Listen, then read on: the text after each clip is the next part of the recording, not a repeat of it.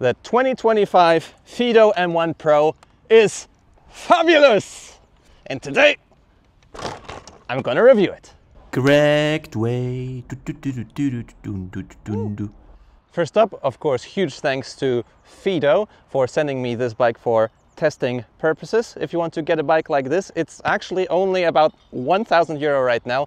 There is an affiliate link below if you want to support the channel as well and get this bike. Thank you, Fiido. So for the past 2 weeks, I have been riding the brand new Fiido M1 Pro, and I've put around 120 kilometers on the clock. I did a range test on it. The 550 watt-hour battery got me a range of around 58 kilometers GPS, which is actually very close to the stated range on the internet.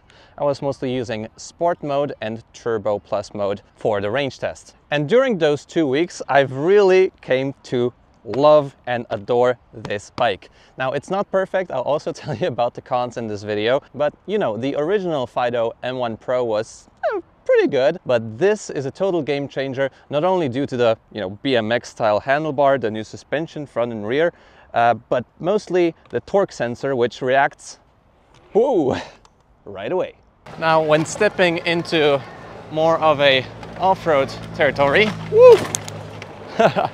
this bike is plenty of fun, and the rear suspension along with the front suspension, the geometry, the short wheelbase, the position, everything just works so well on this bike. And a torque sensor, because right now I'm in Turbo Plus mode and I can pedal very lightly and I will not accelerate too much.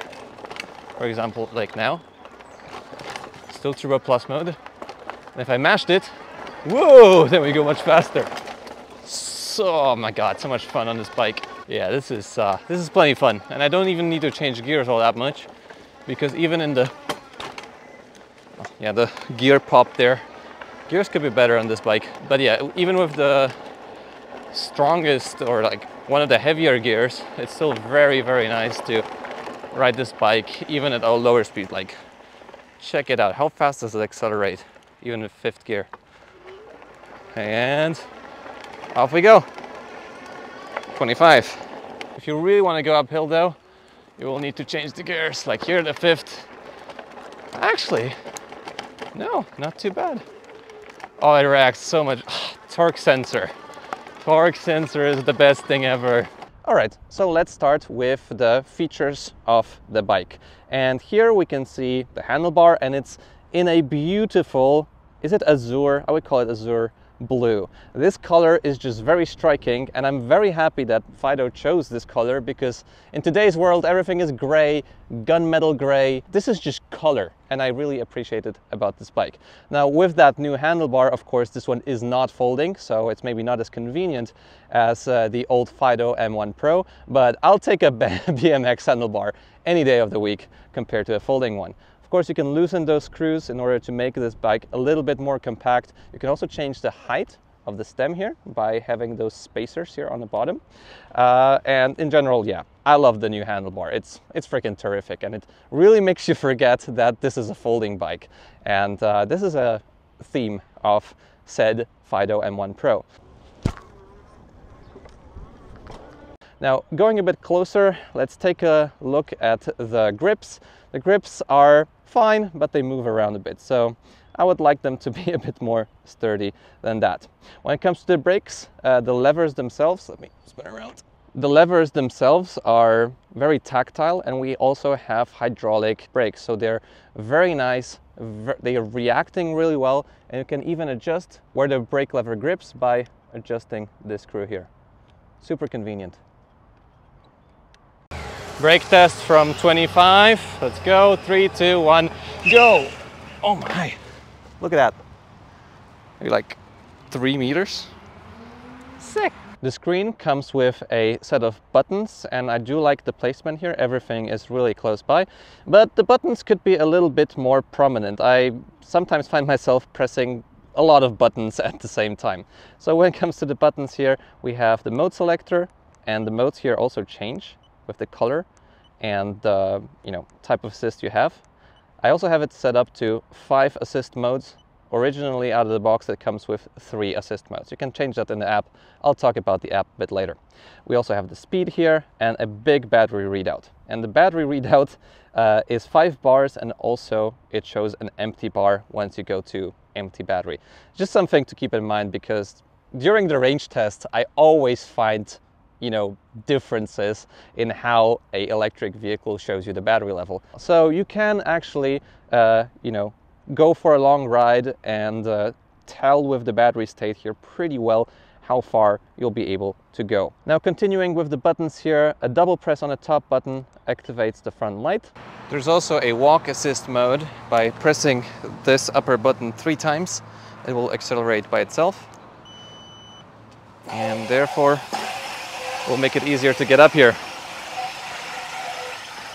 Actually, can it just do it right with the stairs? No, not quite enough torque.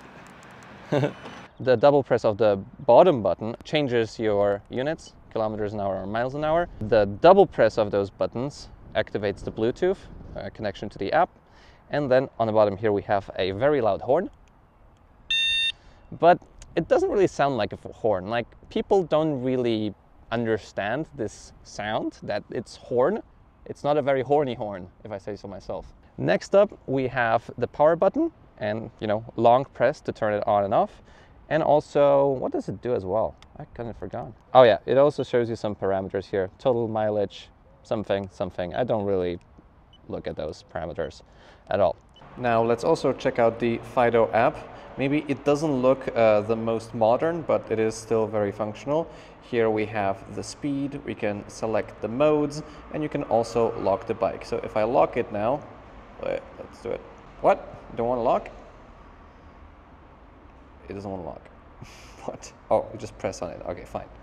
The thing is that it's binded to my account, so if someone would want to, turn it on, he won't be able to because it's locked and added to my account. So this is really awesome.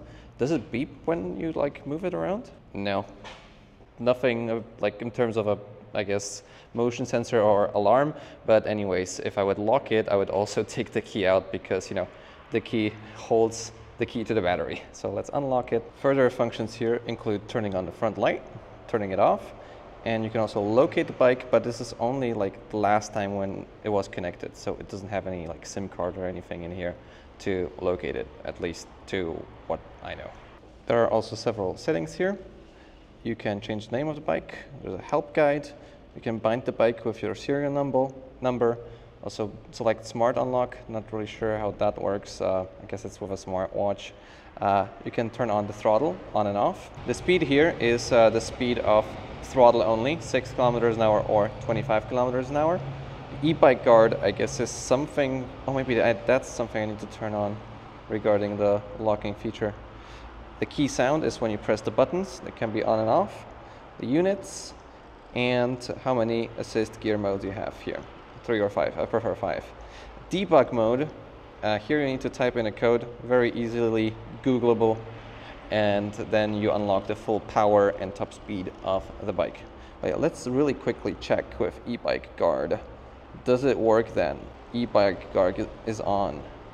If I lock it, can it turn on? It can't. Okay. Cool. Does it also beep when you move it? No, doesn't do anything. So, this function is only as good as the weakest link. You need to take out the key for sure, because otherwise someone can just, steal your battery. So, kind of cool that you can lock it, and then you do need access to your app and your account to unlock it. But yeah, always take the key out if you leave it somewhere. But where is the key? Where is the ignition switch? Aha! It is very conveniently located under the frame here. Now there's a reason for it, and I'll talk about that later. But having the key here, turning the bike off, and then trying to fiddle around with the cables to properly put it in is a bit tricky. And even though there's a reason for this key being here, and I'll talk about that later, I would just like, come on, how do you do? I would just like to have the ignition key located maybe on the handlebar or somewhere more, oh yeah, here we go, more convenient. So yeah, the ignition not on the handlebar, it's here. We have a quite usual Shimano gear set here, and the gear range is also, you know, proper for this bike. I could always use a bit of a lighter gear for climbing, but this will do. Usually I top out at the 5th gear for, you know, riding at 25 kilometers an hour. Now you can also unlock the bike and then you will use the 6th and 7th gear up to 35-40 kilometers an hour, but I didn't find myself using those gears all that much because I was usually riding this bike locked. I don't really like how the bike behaves with its geometry at faster speeds, so yeah, the gears are fine. Not really that well tuned out of the factory, and sometimes the gear would skip if there is a bump. So I don't think it's the, you know, best quality gear set that you can get for this bike, but it'll do. I mean, this bike is 1,100 euro. Oh, and of course, if you want to change the gears, here you go up higher. And here you can go lower again. So now we are in debug mode. Let's check out the acceleration and the top speed in the highest mode, Turbo Plus. 3, 2, 1, go! And we're off. 25, 30.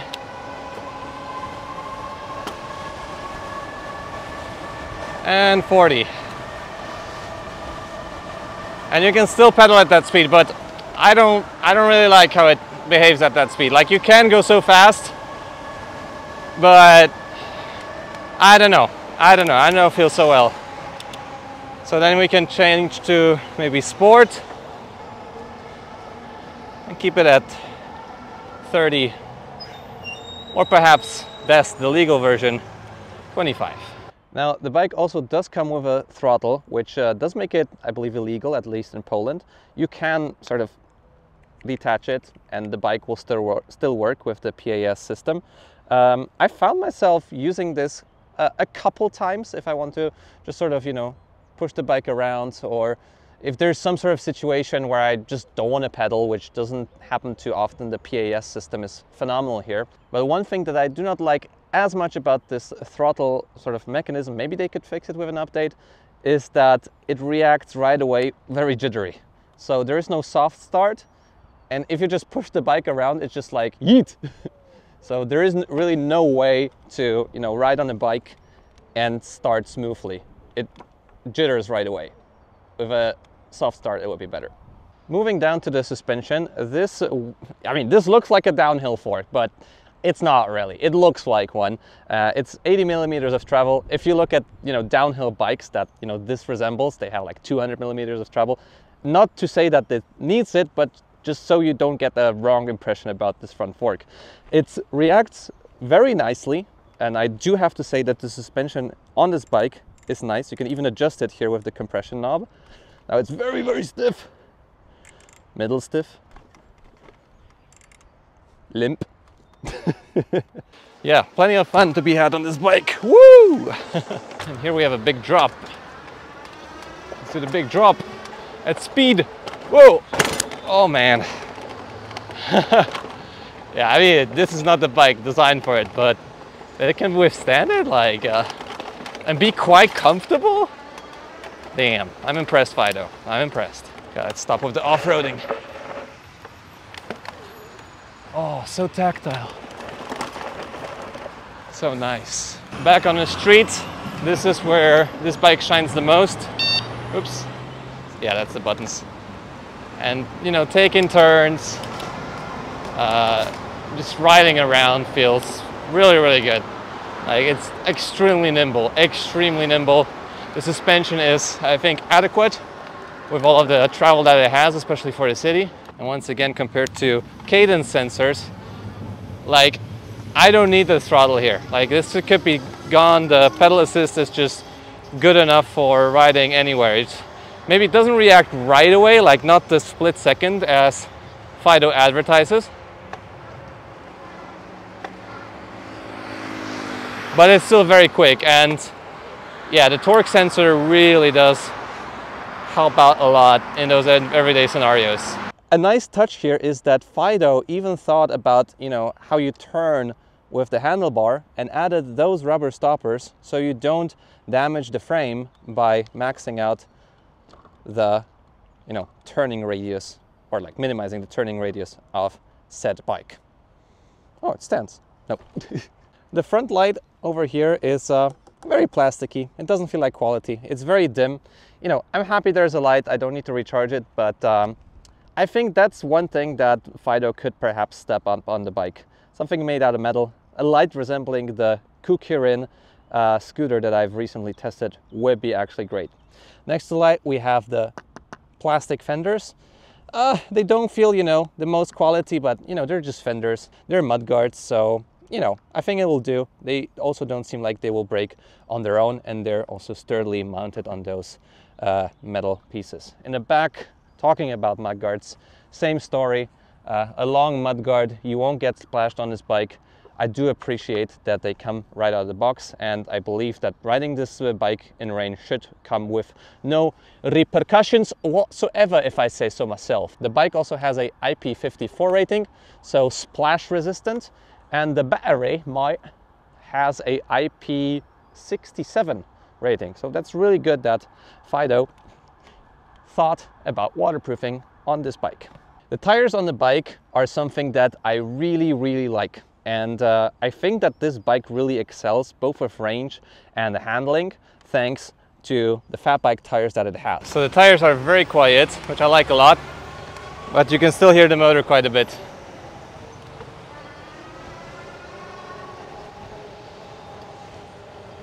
This bike doesn't feel like, you know, a motorcycle at all. This bike feels like a bicycle with, you know, just fat bike tires. It feels pretty light. I do love how it behaves on the road. Off-road is also, you know, plenty of grip, maybe not the most without, you know, any knobs here on the top, but those tires are just fabulous. I love them, and I think it's a huge upside of this bike. We also do get a set of, I believe, magnesium rims on the bike, so you don't need to adjust those at all. And luckily, they don't feel heavy. So even without any battery power, I can ride this bike about, you know, 12 kilometers an hour, 13. And just to prove that this bike feels really light, I'm riding right now without any pedal assist. Might be a little bit downhill, but going 26, I'm like breathing heavier, of course, but it doesn't feel like a motorcycle. Like, I can keep this speed up somewhat. Even without any pedal assist, I can even go to 0 here. 0 pedal assist.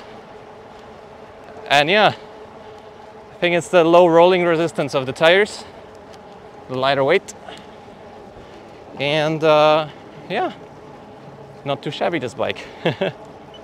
Although I can feel it a little bit in my legs, like I wouldn't be able to keep up that speed.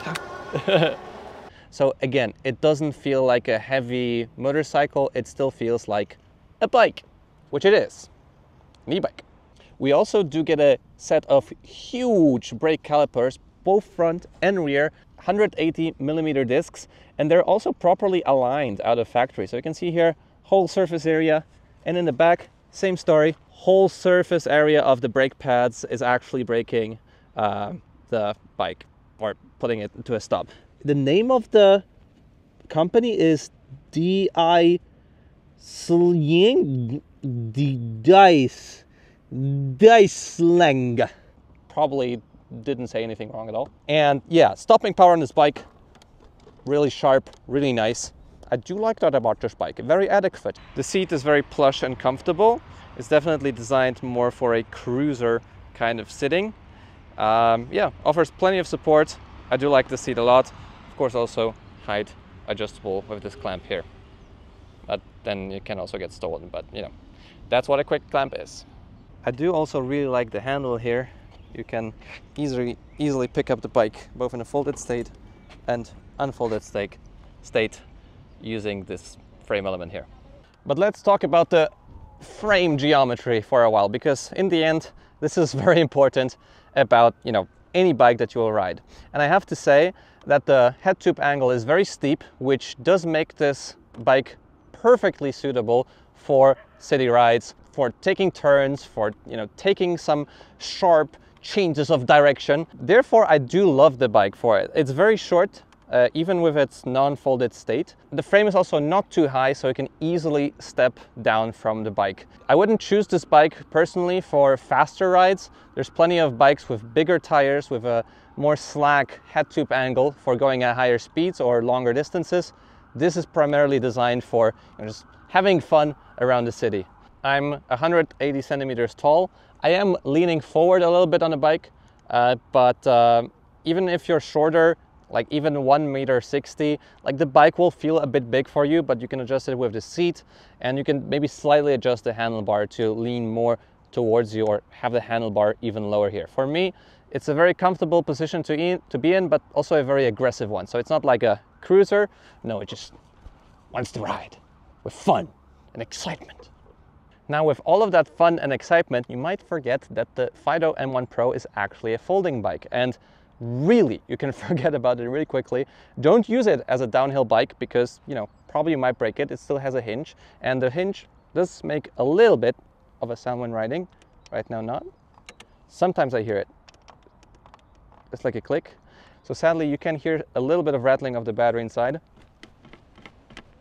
So if you hear that clunking, then you'll need to put some padding into the frame so you don't hear that. But, you know, let me fold the bike for you. You just use this element here, clamp, you open it up, and then boom, the bike opens. And it even, if you look here on the bottom, has a stand, so you know you don't damage the frame by folding the bike. And voila, folded it is. It's not the smallest, you know, folding bike in the world, especially because of the fat bike tires, but you know, getting this into a car trunk will be a bit easier. But probably you will need to also lower the handlebar by using those Allen keys here. Now let's take a quick look at the battery. Sadly, there is no rubber gasket around this area here, so potentially this might cause some trouble, but there's a bit of a gap here, so water should go out a different way. But yeah, I would like to see a seal here, or rubber seal. This part is also not foolproof. As you can see, it locked itself against the key bolt thing mechanism, and I can't take it out right now without the use of tools. So I had to get back home and then, you know, undo this. And now the key on the bottom will make sense. So if you would leave the bike outside somewhere, then, you know, someone can still unlock it. The locking mechanism here doesn't require a key. So therefore the key here is to prevent someone from taking the battery out. So therefore you press the key in, you turn it around, you get the key out, and then you can remove the battery. And that is why the key is on the bottom. However, maybe like 2 keys would be a better solution. I just don't like a key there. So you can even see here, the locking mechanism, the locking lug goes out by turning the key. And this is a 550 watt-hour DMEGC cell with 18650 cells. Sadly, the charging time is not the fastest, about 5 to 6 hours with the stock charger, 2 amps. Coming from electric unicycles, this is terribly slow. I hope the e-bike world will catch up with 2-hour charging speed soon, because, you know, on the go, you'll just need a second battery to go somewhere far. You can't really use this bike for longer distances. You can charge the bike with the barrel plug when the battery is outside or when it's inside. However, there is no battery indicator anywhere here to see what the battery percentage is at when you charge it at home. So you will need to wait for the green light on the charger to make sure that the battery is fully charged. Let's just slide it back in this way. Flomp. And yeah, this is what's rattling. Fiido, you'll need some padding in there. Oh, I put it on the other way around. Whoops. Professional reviewer at work.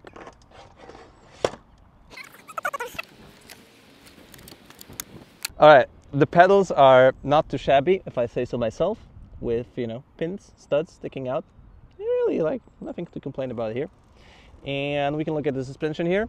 It's red, so it's faster, obviously.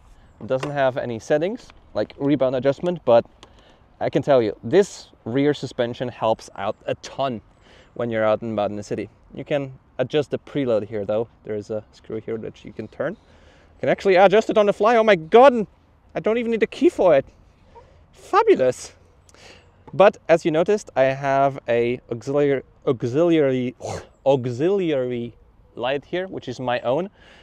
This bike doesn't come with a tail light, which is a bummer. Just this reflector here. I think that maybe in some way Fiido could integrate a tail light out of the box, because this is missing. Now, I know the bike is not made for cargo, and it's not so easy to implement some sort of, you know, cargo storage rack here, because we still have the suspension element in the back. We don't want to have the rack on the suspended element. But suffice to say, there is no rear rack. It's rear rackless, which is pretty rackless. As you might have perhaps noticed, I'm quite of a kickstand aficionado, and here on the Fiido M1 Pro, I do like the kickstand a lot. A lot kickstand of it I like. It kickstand good like I kickstand good aficionado. Yes. So after those 2 weeks with the Fiido M1 Pro, I have to say that I'm really pleased with it, especially considering the price. And you know, it has some small downsides like the rattling battery, which can be easily fixed. Like, what other downside is there really? I mean, it has no tail light, but you know, those are small things. In general, I have to say this bike is plenty fun to ride, and really it encourages you to do stuff that you should not do with a folding bike. Yeehaw! And in the end, I did so much stuff that I shouldn't do on the bike that it actually broke. Now, we tried to diagnose it, and we looked at the controller. It's a potted controller, so it's very water resistant, but we can't really like repair it or find out what's wrong with it. So I am talking with Fiido right now to send me replacement parts, and this is underway and probably will go very smoothly. And I'm also not certainly sure that it's fault of the acceleration or my abuse. Maybe it's something to do with the e-bike guard thing. I just didn't have enough time to really check. I'll update you guys on the situation in my post, so make sure to subscribe to the channel if you don't want to miss out on that. With that said, I cannot turn the bike on right now, and I gave it to a repair service shop, and that's why there is no incline test in this video, and maybe some shots, some small tests are still not there. Sadly, I was in a time rush and I couldn't bring it to you in this video. So sorry about that. I hope you understand. I think that the looks of it are phenomenal. I think it looks great. The colors are splendid. And, you know, just getting around the city, this is just great, especially because of the torque sensor that it has. It just reacts instantly and also turns off the assist instantly. So yeah, Fiido, kudos to you.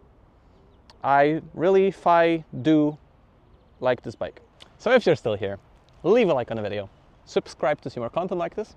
I'll see you in the next video. See you soon.